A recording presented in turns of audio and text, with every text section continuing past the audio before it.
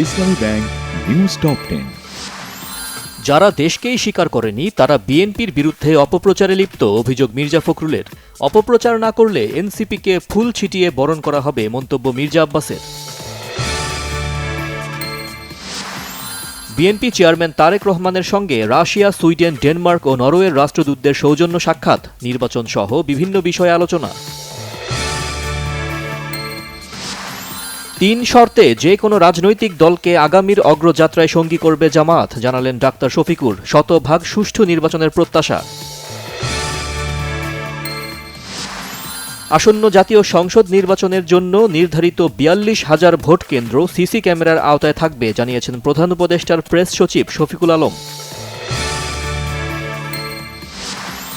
আসন্ন জাতীয় সংসদ নির্বাচনে প্রার্থিতা প্রত্যাহারের শেষ দিন আজ।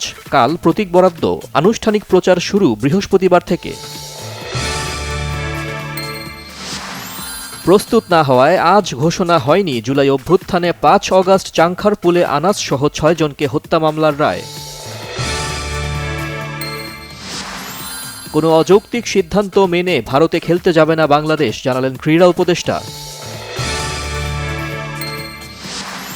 হ্যাঁ ভোটের মাধ্যমে দেশে আর কখনো স্বৈরাচার ফিরে আসতে পারবে না, বলেছেন তথ্য ও সম্প্রচার উপদেষ্টা সৈয়দা রিজওয়ানা হাসান। গ্রিনল্যান্ডের নিয়ন্ত্রণ নেয়ার দাবির বিরোধিতা করলে ইউরোপীয় দেশগুলোর উপর শুল্ক আরোপের হুমকি শতভাগ বাস্তবায়নের হুঁশিয়ারি ট্রাম্পের। ৩৬ দলের উয়েফা চ্যাম্পিয়ন্স লিগের প্রথম রাউন্ডে ১৮টি ক্লাব নিজেদের সপ্তম ম্যাচ খেলতে মাঠে নামছে আজ।